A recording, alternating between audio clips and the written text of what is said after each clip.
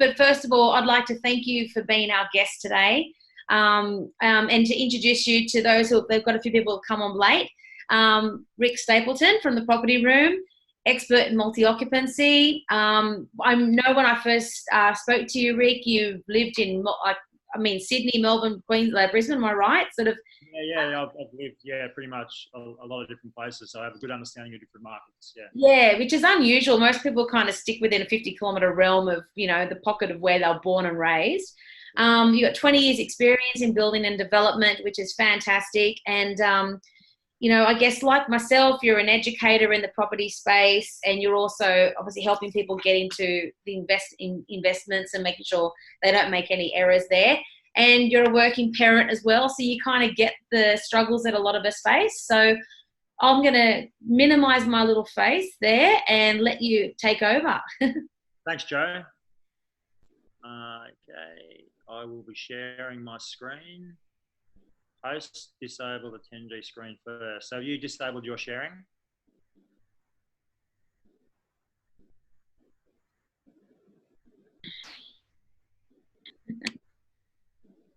I need to disable something, do I? Yeah, well, I go to share and it says host disabled attendee screen sharing. Maybe you've disabled my screen sharing. Let me see what I've done.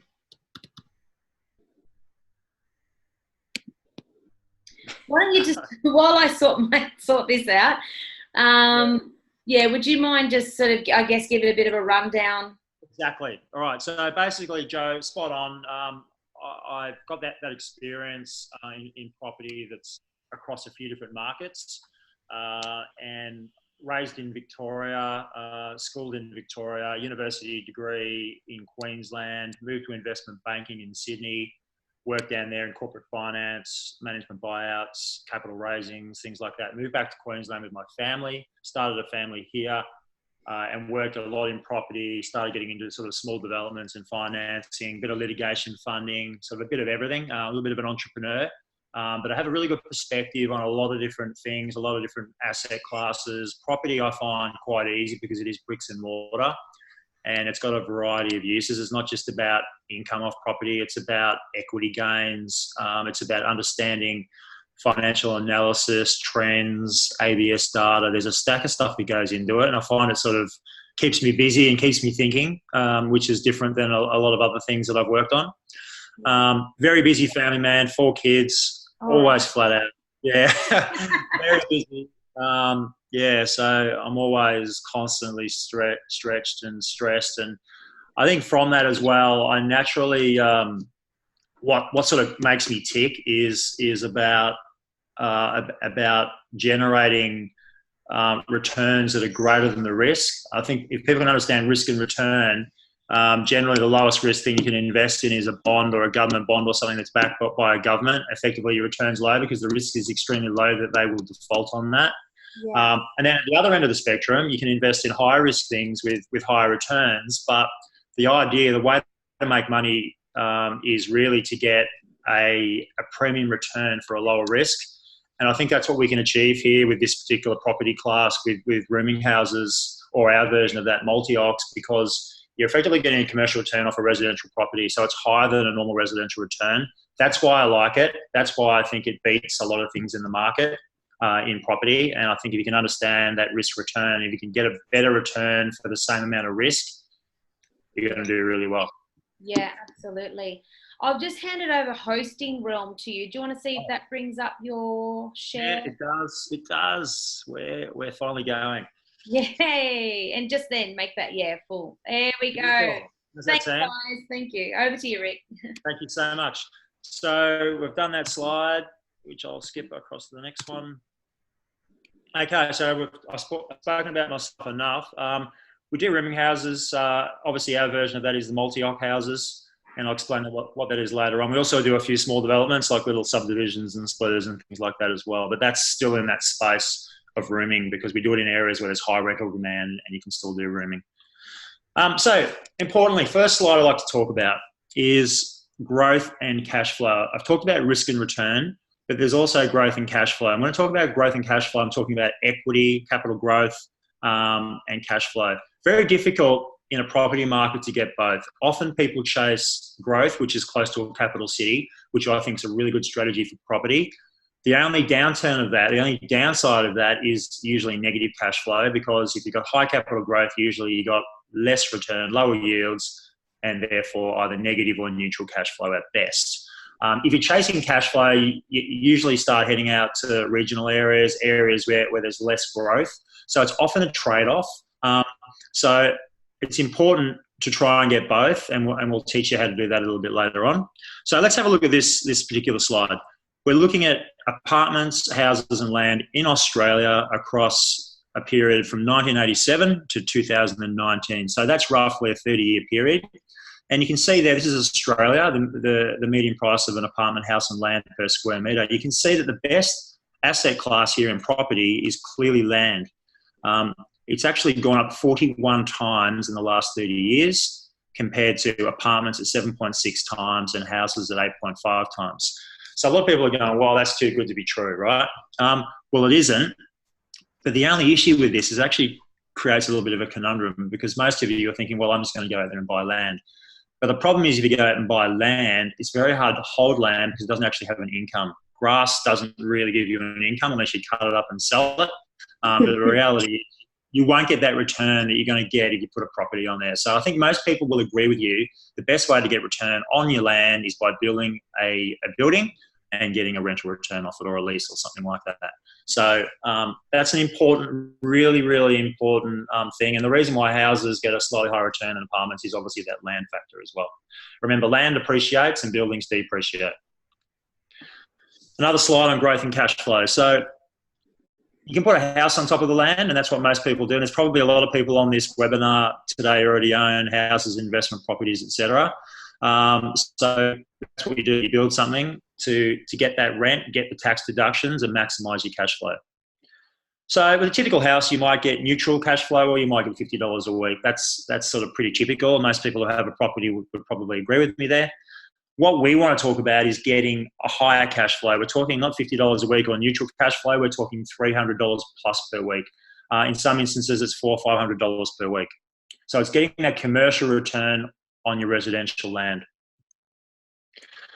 So a bit of takeaway here on growth and cash flow is success is when, this is my idea of success, by the way, based on my experience and my sort of, take on life, is success is when your property portfolio allows you to both generate sufficient income to replace your current income and to generate sufficient equity to buy another cash flow property. So basically you will find yourself in a situation where I call critical mass, and it allows you to achieve your retirement goals a lot quicker.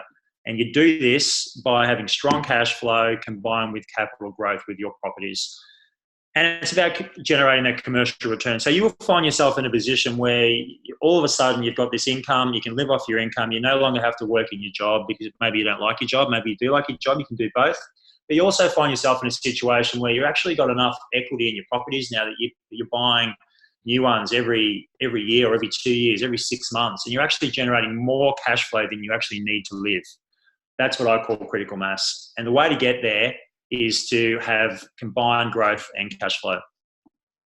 So I'll go into what a rooming house is. A lot of you may or may not know what a rooming house is, but they've been around for a while, and I'll go into the history in a few minutes, but it's where you have a typical standard rental agreement as opposed to a rooming house. Is you have one landlord, you have a rental manager, and you have a tenant that pays a weekly rent. Now, it could be one tenant, it could be a couple of tenants that sign the lease. But the important thing is they're on one tenancy agreement, they pay one lot of rent, typically 6 to 12-month leases, can be longer, and the actual utilities, electricity, all that sort of stuff is actually paid by the tenant.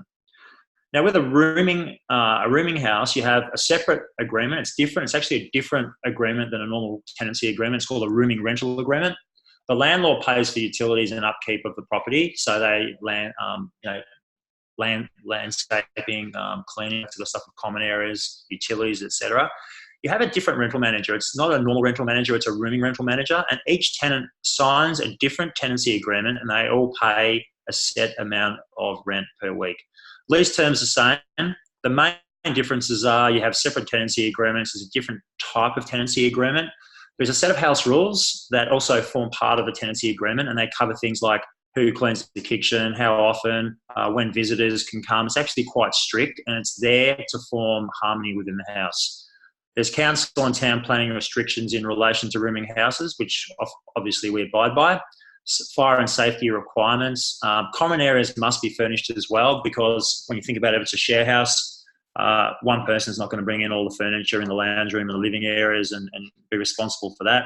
There's also more expenses as a landlord as well. You have to pay for utilities, gardening, cleaning, all that sort of stuff.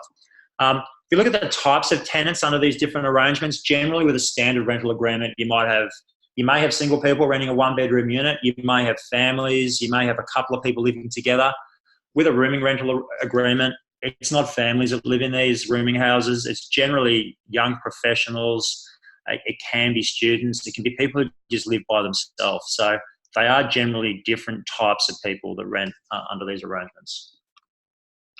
So basically, a bit of history of rooming houses. Rooming houses started as short-term accommodation for men back in the gold rush days. I was reading about this as what happened back in Melbourne, could have even been in the early 1800s, mid 1800s. More recently, they've been associated with crisis accommodation. I've got maybe a typo in there for the homeless or those with mental illness. That's commonly referred to as social housing, not what we're talking about. Nowadays, most of the original rooming houses back in the gold rush days have now been converted back into dwelling houses. But a new trend has emerged in the past 10 years known as for-profit rooming houses. And they've really leveraged off the back of the fact that single-owned households in Australia has increased from 10% in the 1970s, any of you were alive back then, I was, to 25% in 2016, which is the latest ABS statistics. That's quite a large growth in that particular household type, and it's also Australia's largest growing household type. So we can see a strong trend there, and it's really just taking off, this sort of trend, and it's quite prevalent in more established societies like the UK and the US as well. So I think we're seeing, an increasing trend. So what is a multi-occ? I refer to rooming houses, multi-occ. Mitch would have done the same thing. A lot of you are probably thinking, what's the difference between the two? Well, a multi-occ is a rooming house. It's just the property room's version of a rooming house. And what it is a purpose-built rooming house that maintains the integrity of a normal dwelling house.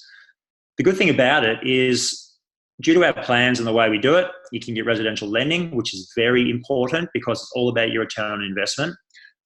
Supported by valuations, because banks and valuers see these as houses because it maintains the structural integrity of a house. Importantly, it meets council requirements. So when you go to put rooming tenants in there and you register with council, they just want to make sure it all complies and they are built to compliance. So that's important. So you can use it. It's two properties in one and does create multiple incomes. You can just rent it out as a normal dwelling house if you want to. If you're one of those people who says, hey, I want to build a multi-occ, but for now I want to rent it out as a house, you can do that. Later on, you can change its use with council and you can rent it out as a rooming house effectively. So if you rent it out as a large dwelling house, you do get higher rental yields because families that rent these out do recognise that there's ensuite bathrooms, so they're willing to pay more rent, and they're quite large as well, up near sort of 270, 280, 290 square metres. They've got a very high appeal to owner-occupied families. Often we see large family houses, 5 bedrooms, do have 5 bathrooms, so it's not like it's a boarding house or anything like that. We still have master bedrooms, shared kitchen, living, dining, all that sort of stuff. If you rent it as a rooming house, then it has superior rent per room. It's convertible back into a large family dwelling house quite easily. It's just a case of changing door locks and removing fire extinguishers and stuff like that. It's really quite minor. There's nothing really structural we're changing here. There's keypad lock doors to bedrooms and lockable pantries. It's nothing really scientific. So why rooming houses? Well, I've talked about it a little bit so far, but really it's the point that the demographics are changing in Australia. It's single-owned households are growing quite significantly. And it's not just young people, it's also older people who may be divorced, people who never got married.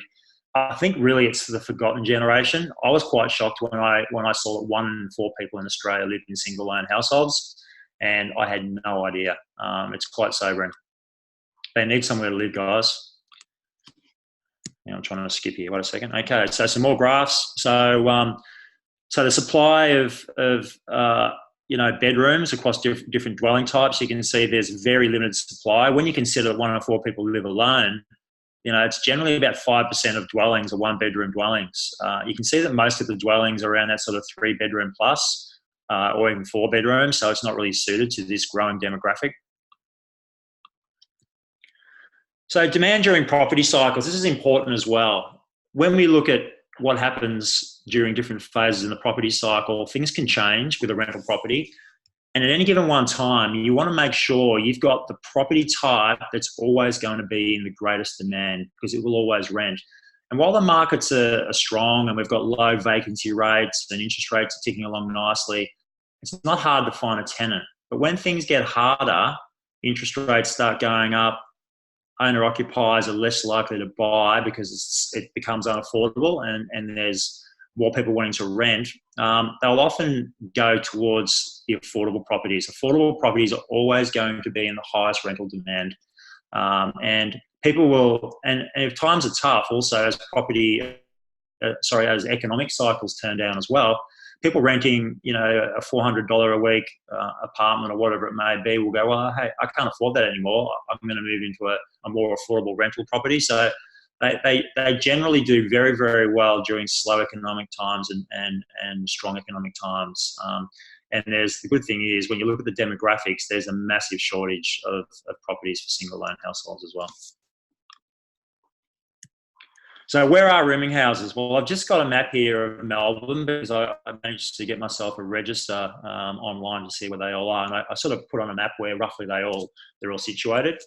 This is a map of Melbourne, and we can see, there's a whole heap of them spread out across Melbourne. There's roughly 1,300, and they generally are located, close. They're close to a number of things. They're close to transport. Transport's really important.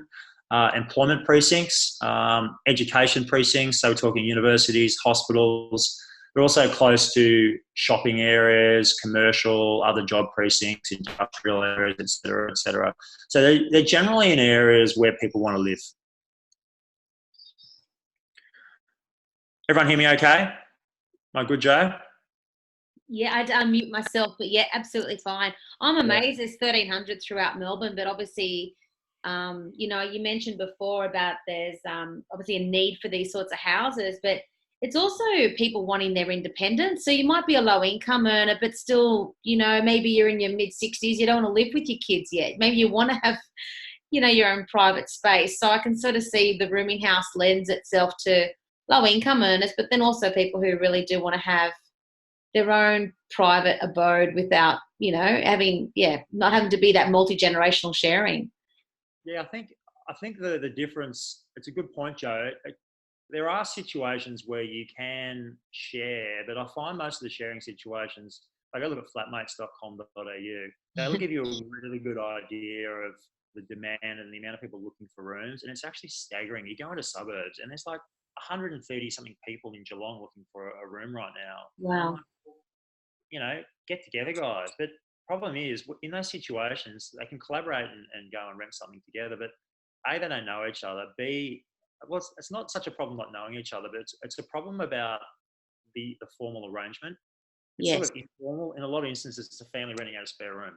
Like, do you really want to live with a family and live in that spare room? Do you want to be the third wheel?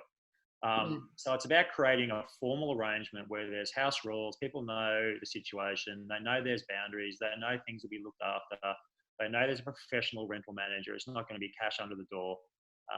That's what you need to create, an environment. And you don't want to go living in a rooming house. And there are rooming houses out there that just have, 10, 9, 8, 7 bedrooms and 3 bathrooms, and it's just chaos. Yeah. So it's about creating an amenity and a standard that people feel comfortable with, and it's professional as well. Mm-hmm. And hey, people may freak out and go 1,300 of them, it's oversupplied, but that represents it's a fraction of 1% of all houses in that area.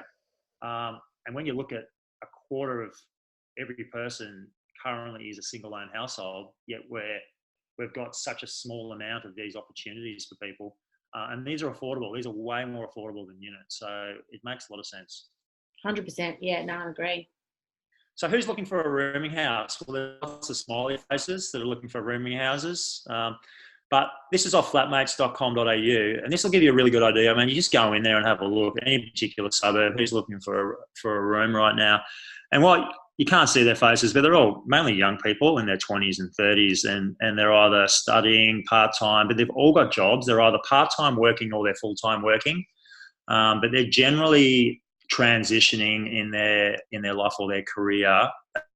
They haven't quite got married yet. They haven't had kids. They've been divorced. Whatever the situation is, there's so many people that are not in happy families with kids right now. So it's almost the forgotten generation. And I got quite shocked. I'm going through here going, geez, these look like nice people. I'm clicking through them all, thinking, wow, these people are all looking. They couldn't find something. They have to actually go on and actually register their profile and actually say they're looking. And then I started to think, I reckon there's like 2 or 3 times as many people who are looking but haven't even gone on Flatmates and haven't even registered their interest. Now, if you look at Geelong, there's 12 people looking for every room offered. Now, that's amazing. That is a massive supply shortfall. This is some more data I've looked at, who's looking for a room, and I looked at some suburbs in Melbourne and Brisbane. And I looked at the 2016 ABS census data, and I grabbed a few suburbs, and I grabbed here the percentage of single loan households that are in those suburbs, the number of loan households that are actually that represents, the number of one-bedroom dwellings, and then the dwelling gap. And in some instances, I've got a demand-supply ratio, which I got off flatmates.com.au. But the dwelling gap is, it's quite large. They're pretty much in every single suburb I've found. There's a shortfall, so it exists. So this is a really good slide that I like, because it really drills down into why would you room versus renting your own room or a single room or whatever it may be. Because there's a lot of economics that come into this when people make a decision, and people are looking for rooms for a reason. When you compare this is in Geelong, and we looked at the median price of a room effectively available in Geelong versus the median average rent for a 1-bedroom unit. So the average rent in Geelong is 193. That obviously takes into account older and newer rooms that are available in Geelong. Some of them don't have bathrooms, some of them are crowded, etc. But the average room room rent's nearly $200. And you compare that to the average unit, and you're looking at about $253. So right away, you're looking at a $60 discount. So it's way more affordable. But on top of that, if you're going to go rent the average room in Geelong, you've got to pay for your electricity, which works out to be about $40 a week. You've got to pay for Wi-Fi, which ends up being about $20 a week. You've got to pay for cleaning. You probably end up doing it yourself. You've got to pay for gardening. Well, there's not going to be much gardening in the unit, but that's probably something we shouldn't have in there. But you've got to supply your own furniture as well. So a lot of people that are renting don't necessarily have their own furniture. So there's all those additional costs. And then there's also the big hidden factor, which is companionship. When you live by yourself, you don't necessarily, some people like it, some people like solitude, some people like leaving their mess around. But I think what most people like is they like companionship, they like friendship. It's good being part of a household where there's other people, being able to talk about your day. When you're a bit down, having a chat to someone about it. So I think that's really important with rooming. It does provide that cohabitation if you need it. You don't have to. You can go stay in your room and do your own thing, watch your own TV, etc. But that is available. So when you consider rooming versus renting a 1-bedroom unit, it is a fair bit cheaper. I think you'll find it's 30 to 40% cheaper. Okay, so I thought I'd just touch on the difference between a boarding house and a rooming house as well. So when you look at a boarding house, and this is very typical in New South Wales, rooming houses don't really exist. There's no legislation for rooming houses. It's really boarding houses. And they're commonly seen as commercial properties. Your commercial lending, 70% LVR, so you've got to put a 30% deposit in minimum, and you also have to pay commercial interest rates. You've got heavy fire and safety requirements. It's quite hard to get through council. Councils don't want these things built in residential areas, even though the state legislation allows you to build these in residential areas. The boarding houses, or micro apartments are also known as, you need to literally take council to the Planning and Environment Court. I've tried, spoke to a few councils, and they just don't support it. So they're making it quite hard. Boarding houses are only for investors. Compare that to a multi-occ rooming house. It's a simple residential home, normal residential construction loan. You've got all your shared areas, lots of comparable sales, so it's easy for valuations. They're literally comparing our rooming houses in Vals to older houses on slightly bigger blocks. So they're valuing. They're all fine by council certified. It maintains owner-occupier desirability if you want to sell it later on. So there's a big difference between these two types. Important thing as well is I know a lot of you understand cash flow and how important it is, but if we look at an example of where you're getting $50 a week extra cash flow per week and you're using that to pay down an existing loan, maybe on your house or whatever it may be, but on a $600,000 loan you may have on your house or another investment property, if you generate another $50 per week and use that to pay down that loan, then you can actually, save $50 a week cash flow. You can save sort of $70,000 off that $600,000 loan. If you're earning another $100 a week cash flow off an additional investment property and you're using that to pay down your existing $600,000 loan, then you save $122,000. But when you get up to $300 a week, you're saving, $240,000. It actually is significant. Like the power of cash flow in your portfolio and building a portfolio full of strong, positive cash flow properties like multi-occ rooming houses is going to make a significant difference to your financial future. Now, I'm not a financial advisor, and Joe could probably tell you a little bit more about that, but it is quite significant, isn't it, Joe? Oh, it's such a compelling argument. And so what you're saying is like you might be making this cash flow from your investment property, but what you do with the excess is you put that onto your principal place of residence. I mean, if they wanted to sort of play the cards right and do it for the best, I guess, returns and maximize what your tax return, I guess it's a matter of using that money against a debt. Like, I mean, my home debt would be where I would want to, erode that as quickly as possible. Yeah, and pay down your non-tax deductible debt first. Yeah. And look, I've noticed this just recently.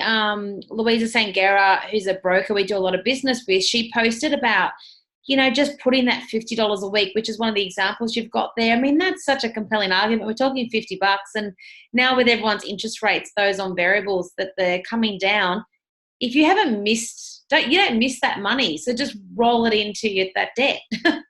Correct. Yeah. No, absolutely. It's hard to understand it until you see it and actually start putting it into an Excel spreadsheet and seeing the difference it can make. So it is very important. And that's why we're trying to look at properties here with that $300, $400 a week cash flow. This is another really good slide that shows the power of positive cash flow with a rooming house as well. So the blue area that's shaded there is your cash flow from your rent, and the area underneath that is your capital growth, that's your equity growth, effectively in a rooming house. So typically what you would see is if you're looking at a profile here of generating equity over a period of time, 95 to 97% of all of your growth is going to come through market growth for that property. So typically people buy a property and they wait for the market to grow. Now, if the market doesn't grow, your situation doesn't change, and you can't go out there and refinance and buy other properties. But with a rooming house, you also get that really, really strong rental return, and combined over time, like whether based on initial modelling I've done on rooming houses, if you get no capital growth at all, you will most likely be in a position in 7 years to go buy another rooming house based on the debt pay down alone with no market growth. So most investors would be sitting there, if you've got no capital growth in 7 years, which has happened in the Sydney market before, they'd have to sit on their hands and wait for the market to turn around. But with a rooming house, because you're paying down your debt, you can still keep going. So that's really important as well. Your voice has just dipped a little bit. I don't know if it's just me, but I don't know whether you could just, increase that volume. Yep. No, it might be the connection or something like that. So yeah, I might skip those frequently asked. Basically, should I go through these, Joe, or should we just skip the questions at the end? Happy to leave the questions to the end, because some of them I can sort of see you're answering a few that we've already been emailed. Yeah. I'll skip through these. I'll just quickly skip on this. Jump on this thing. How to invest in rooming? How do you do it? Well, you can do a simple house and land construction loan, which is effectively a land and a build contract. That's probably the most popular. I encourage that because generally what we see is you make money during the construction process, and based on comparables, we think that there's a very good chance your property is going to be worth more than what you've spent when you look at the land cost, the build cost, and the cost of paying the interest on the loan during construction. So that's a good way to make some money while you're actually building. So we're not only talking cash flow, capital growth, we're also talking about manufacturing equity during the build. There is a possibility to do some of these rooming houses in single loan contracts as well. We have a builder in Melbourne who's happy to do some in one line contracts, which may be suitable for people's self-managed super funds. And we've also got the availability of a rooming house fund that we're launching as well, so we can talk about that at some other stage. Here's an example of a deal in Wynnum. Just quickly go through this. Purchase price $773 in a strong capital growth area, 8% plus over the last 20 years. Low vacancy rate, which is important. We always look for low vacancy rates. Close to transport, train stations, all that sort of stuff. Universities, hospitals. Good thing about this one, a real takeaway from this one, is the price of this package, land and build, is $773. So it's a two-part contract. But we actually think the property, based on comparables, is going to be worth, $830, $850, based on what we've seen very, very nearby, because it is opposite a golf course. So that's the manufactured equity I was talking about. Positive cash flow there, $328 per week after expenses and interest payments. The way the cash flow works is I've got here two columns. Whether you rent it out as a dwelling or for rooming, you can see as a dwelling it does get a superior rent to a normal house. When you're rooming, $250 a week per room times 5. You've got your interest repayments, very similar. Rates and water, very similar. Utilities you've got to pay for under a rooming house. You can also put solar panels on the roof, packages for about $7,000, which can reduce your electricity bill by about $2,000, which is a great idea. We do encourage that. Letting fees slightly higher, as is rental management, because you're making more rent from the property. Insurance is a little bit more as well, because you've got to pay 5 lots of insurance for each tenant, which is important. So that's factored in. You've got to pay for Wi-Fi, cleaning of common areas every now and then, probably every 2 weeks. The good thing about cleaning and sending a cleaner in there as well is you can also check up on the condition of the property. And that's a really good way for tenants to know they've got to look after the place, because a cleaner's going to be coming in and checking as well. Mowing and gardening, we generally don't landscape the rear yard. We just landscape the front. And that's easier for a lawnmower guy to come once every 4 weeks and just mow the lawns and make sure that the plants are not dead. Obviously, fire and safety, that's just checking your smoke detectors once a month as well. So you can see the cash flow there, and you can see how it sort of all comes out on a weekly basis. Another deal here in Geelong, when I talk about ROI, the return on investment can often be higher in Melbourne and Geelong versus Brisbane. And as you can see here, this is a lower price point, and it has a slightly larger block of land in this instance. Very similar strong growth rates in this area of Geelong versus Brisbane. Lower vacancy rates in Melbourne itself actually has a shortage of properties, believe it or not. I know Sydney suffered a little bit of an oversupply in a lot of areas, but Melbourne, during its cycle, when things started to slow down, already had a shortage. So the shortage is just now magnified. This is close to everything: strong rental demand, shortage of rooms, likely manufactured equity, $50,000, $60,000, and it's generating about $400 per week. Cash flow after interest repayments, etc. So, they're the numbers. I've been through that. Debt reduction. Yeah, that's it. So let's go through to the questions, Jo. Yeah, sure thing. So one of the questions came from Bev, and she was asking about the South Australian market and whether you could do these sorts of rooming houses or multi-occs in SA. I mean, are you familiar with that market? I've done a little bit over in South Australia with some clients before. The thing with the South Australian market, I've never really ventured into it because it's sort of been a halfway point between Melbourne and Perth, and there's always been people who are strongly interested in Perth and Melbourne. So I've never really gone into South Australia because I think in terms of the price points, etc., we can get those in Melbourne and Brisbane. But I do know that the rooming house legislation exists in every state. It's a little bit different in New South Wales. They don't really allow it, but they do have the boarding house legislation. So it would exist. I could probably find something on it pretty quickly. I think I've read something about it, but I'm not an expert. Yeah, I understand. Natalie's asking, what is a rooming house fund? Yep. So a rooming house fund is, we've actually partnered with an ASX listed fund manager based in Melbourne. And what effectively is we actually grab a rooming house, and it's a land and build contract, and we actually build it and construct it within a sub fund, and it's managed by an ASX listed fund manager, and people can buy units in it. So it's Oh, effectively wow. owning part of a rooming house. So I don't know, you might want to invest your money directly in your own name in a company, your superannuation, if your advisor recommends you do that. So it's a way to get a superior return for your money and get a share of a rooming house if you can't afford an entire rooming house. Right. So would you be like one of 5 friends that had 150,000 in super and came together under a different entity and bought into it? Is that kind of what it means? Yep. So I'll give you an idea. If we grab that Geelong rooming house, which was 655, the good thing about the fund is it actually has a $100 million facility, and it will provide 50% of the funds with debt at a rate less than you would get in your superannuation. So I think it's 5.9%.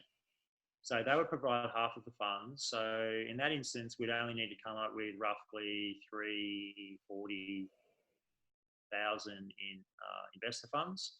So I think we've got a minimum investment of 50,000. So it'd probably be like 5 or 6 people at 50,000, or it could even be less. It could possibly be 2 or 3 people with 150,000 each that could do that. Right. And is that something the property room can coordinate? Yep, absolutely. We're doing it at the moment. We've got a number of investors who already committed funds, and we're about to do our first one. But it's something that I think will be the future of investing, particularly in rooming houses, because some people just don't have the funds and can't do it themselves. So particularly in people's self-managed super funds where you've got $50,000 left over, or 70 or 80 or whatever it may be, and you can't get into a property. And as we all know, trying to borrow money in your super can be quite hard now in this current environment as well. So Yeah, it takes a absolutely. lending risk. The lending risk is not there because the fund manager will do it. Sure. And another question about rooming houses in New South Wales. Have you done those? The question is, can you do rooming houses in New South Wales? But has Property Room done that? No, we haven't. But we've done a lot of building in New South Wales. We've done a lot of granny flats. We've done dual occupancies. We've done duplexes, houses. Done probably 100 and something in New South Wales. So we do have build partners in New South Wales that can do these. What we can do is we can't do anything more than generally 4 bedrooms because it starts falling into that legislation of boarding houses. Okay. We can build you, say, a 4-bedroom, 4-bathroom. Yeah. So then you can rent it out room by room. I know it's a bit of a grey area as well because if you talk to, say, Newcastle City Council, they often say, "Oh, we don't really, it's grey. We sort of turn a blind eye to it." And you talk to property managers, and they say, "Oh, yeah, we're managing 6, 7-bedroom houses in Newcastle that are." Oh, I know. It's Newcastle's like a law unto its own, and because they've got such a big university town. First of all, the council's quite malleable and good to work with. Yes. Yeah. And look, there's a lot of investors, and I'm not advocating for this step, but people buy properties knowing full well they're probably not abiding by legislation the way they run them. And then you've got other property managers that are like, will not touch that kind of housing, and others, that's their specialty. So you've got to really do your due diligence, understand your risk profile, your insurance, and make sure you've got especially a great property manager there as well. Yeah, really important point there with the insurance side of things, because if you build a property and you're renting it out and it doesn't comply with legislation, then your insurance can be, won't work. If something happens as a fire or whatever it may be, Yeah. you won't get an insurance payout. No point having insurance. Yeah, sure. Next question we have, what research can you provide that shows best site areas for yield for this type of product? Yep. It's got rental versus the purchase cost. So obviously, yeah, where are you seeing the best returns? Yeah, absolutely. That's a good point. So return on investment is key here. A lot of people say to me, "Oh, I want a rooming house and I want it to be as close to the city as possible." And I say to them that the closer you get to the cities, the capital cities, obviously the higher the land price, not necessarily a higher build price, but it's a higher land price. But the thing with rooming is we find you can get a certain type of rent, close to 230, 240, 250 when you're 20K from the city. But then when you move really close to the city, within 5 kilometres, you're only getting an extra $50, $60, $70 a week. Yeah. Land price can double or triple. So we're finding the real sweet spot for return on investment is in that bracket where you're sort of $600,000 to $800,000. Yeah. When we consider the build's going to cost you $350,000 to $400,000, depending on whether it's single or two-story, we're looking at land price therefore in that range of $300,000 to $450,000. Okay. Because I noticed you've got. Sorry, the audio for me. I don't know if anyone else. I'm just sort of leaning in a little bit to that. So I've got heaps of questions for you, so I'll make sure we can cover this off, everybody. I noticed you're in Wynnum. You know, that's a really great pocket in Brisbane. How about that? Yeah, I just put my earphones in. Is that a bit better? Yeah, that's much better. And thank you for that. That's all right. Yeah. So what are you saying about Wynnum? Why? Oh no, it's just that it's you mentioned a sweet spot between 600 and 800, and I know that area quite well. And when you're talking about equity before, about the when you finish the build, you pretty much already manufactured some equity in an area like that because it's such a high in demand. It's near the water. It's it's a nice, heavily owner occupied location. It's close to the city. Like, I think it's a really great opportunity, but I'm also familiar with what houses brand new go for around there as well. So you're talking, when you look at new houses in Wynnum or Wynnum West, you're looking, especially two-story houses, you're looking at $850 plus for a nice house. In fact, next door to this particular property in Chandos, there's someone that's literally bought a massive block of land, and their property would be worth $1.5 to $2 million directly next door. Now that's pretty much a gold mine, because every time that happens next door in the same street, valuations can only go up in the future. And the more people that spend money in your street, the more money that attracts, because people drive down that street and say, "Wow, what a house! What a house!" And they want to pay more for land, and they want to build nice houses. That's nice houses. That's how nice areas expand and regentrify. So, yeah, you're right. Yeah, sure. So we'll get through these, guys, and thank you for your patience, everybody. Okay, so let's try and fire through this. Do you actually build in New South Wales? Yes, we do. Yes, you do. Okay. Are there any particular insurers that are happy with this type of property? Yes, there are. We have been dealing with one particular insurance broker. I can't think of their name, but we've spoken to them about it, and they said yes, they can do it. Okay, fantastic. I can find those. I'll find those details for you. Yeah, that'd be great. And Nicole wants to know, what consideration do you have regarding the parking? Because that's actually a good question with councils. Yeah, absolutely. So what we actually recommend people do is park on the next door neighbour's property's lawn. That usually goes them on. No, it's just joking. What we do is first thing is that a lot of people don't have cars, so don't expect that every one of your tenants will have a car. Secondly, the provision of car spaces is an issue that council takes into consideration, but the way we build them is there's a double car garage, so that's 2 cars, and the tenants that actually use those garage spaces usually pay an extra $10 a week for that privilege, so no one whinges about who gets to use the car parks. Then you can always park 2 on the driveway, so it's just a case of who goes first, leaves in the morning, all that sort of stuff. So there's usually provision of 4 on the property, and then the rest park on the street. So okay. Marcus suggests an electric scooter with every room. Love it. No, I love it. No, that's a great idea, because we're very close to transport as well. So people, if they're paying affordable rents, they're probably more likely, especially if there's a major bus stop or a train station nearby, they're just going to catch public transport into the city or wherever they're working. That doesn't work, then they drive, I suppose. Okay, so is the example you showed for Geelong actually available to purchase? Was that a done deal? I'd have to check with Mitch, but let's just assume now that it is available. Okay. Are the construction contracts fixed priced and timed? Or now are there any penalties if that build goes over time? Yep. So there is liquidated damages in the contract, and yes, it is fixed price. That's an important thing that I've always done from way back when I started packaging up house and land. It was about getting the builders in there and saying, oh, I don't want my clients to pay any extra money in terms of, hitting rock.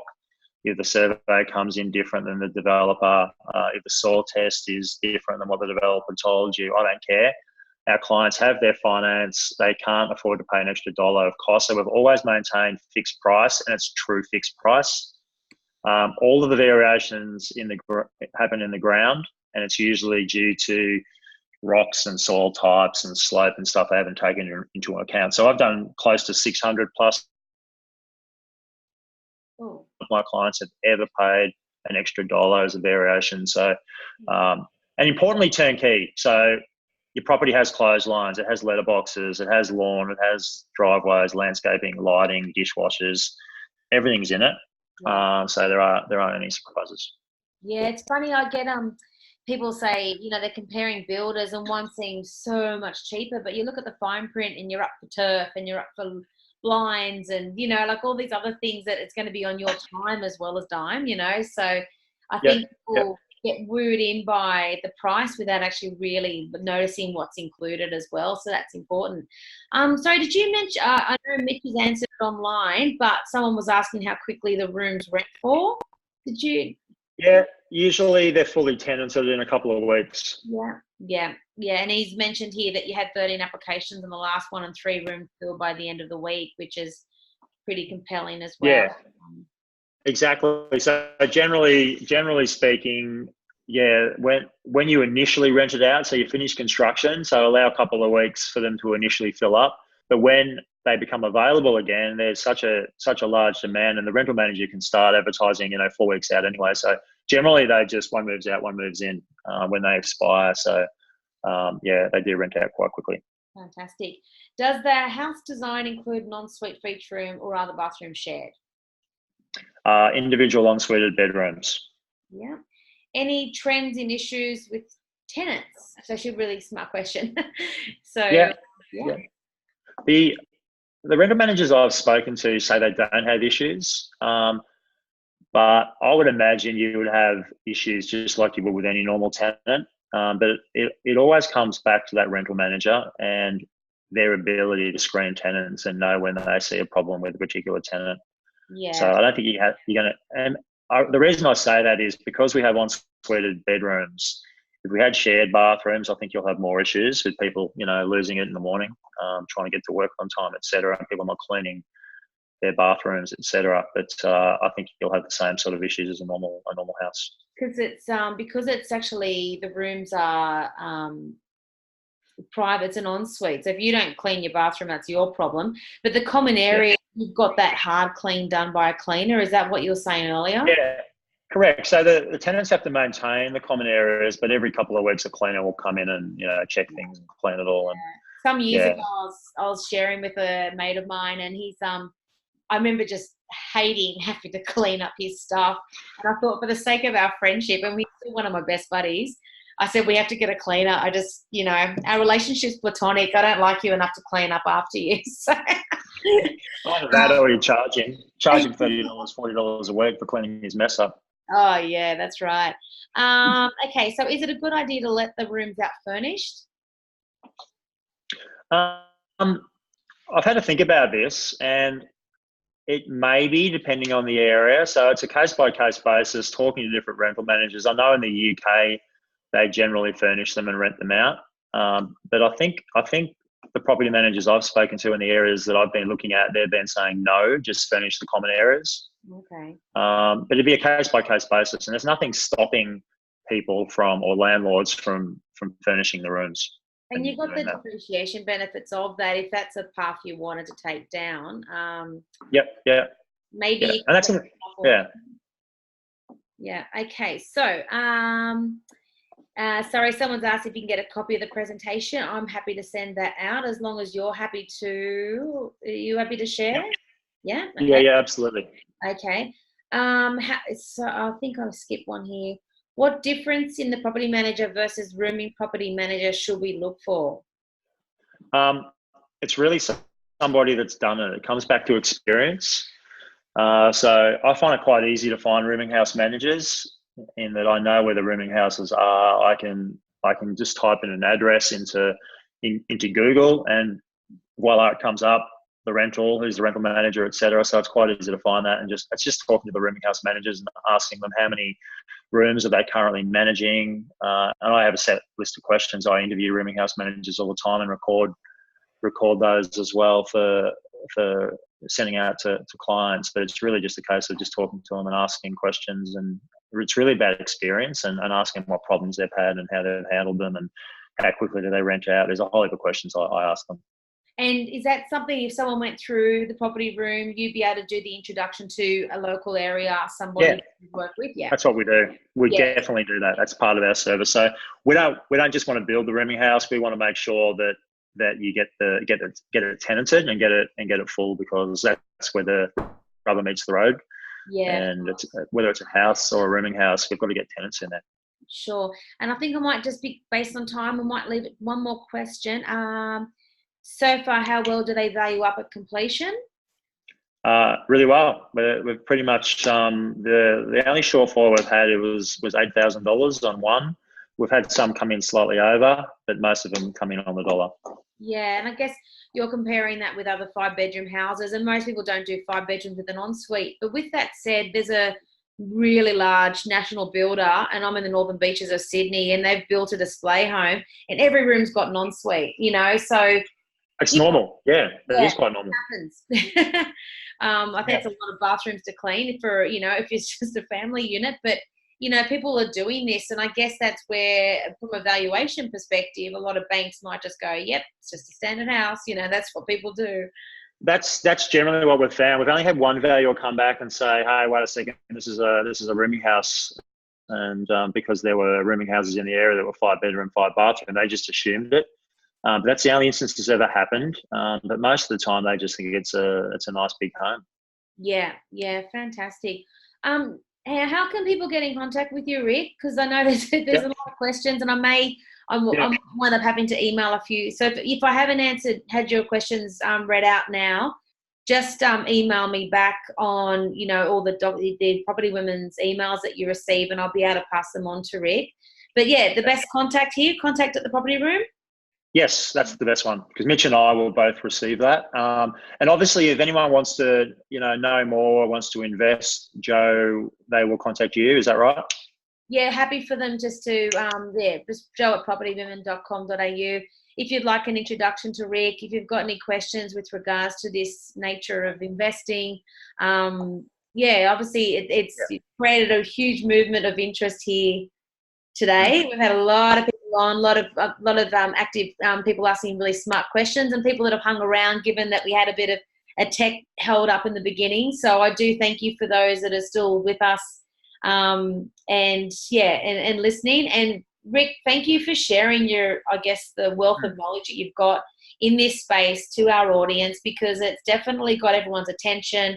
There's a growing interest. And what I found really interesting was you mentioned in the gold rush that kind of, men like having that would have been like those old pubs you see, in the West, where there's just like rooms and rooms and rooms and shared bathrooms at either end. And I even remember reading about school teachers, because I think like at the turn of the century, like as in like the 19th century, 20th century, 100 years ago, you weren't allowed to be married, and these women would come and teach. They're always females. Once you got married, you weren't allowed to teach anymore. And they used to have these shared houses. And I've read, you're not allowed to, you've got to be home by 8 p.m. You're not allowed to have gentlemen callers, all this kind of stuff. So it's the same. It's the evolution of homes and housing and the way we live our lives. And we're kidding ourselves if we don't think our grandchildren are going to have a different way of life themselves. But it's really interesting to be part of that journey. And even my own, perception on who lives here has evolved in the last 18 months. Like I grew up where there was a certain genre of people that sought these sorts of things out. And now I get it. I know there's a lot of women who are in their 60s who have sold the family home. Maybe they find themselves single, but they don't want to share with kids. They want their own room. They want their, like all of this stuff. And these are the people who want to have part of a house. They don't want to be in a tiny little unit somewhere with maybe those overheads. So that's it. Yeah. All right. Well, look, thank you. Yeah, Thank you so much. And thank you to everybody who's been a part of the call. And I look forward to seeing you for our next webinar. All right. Bye for now. Thanks.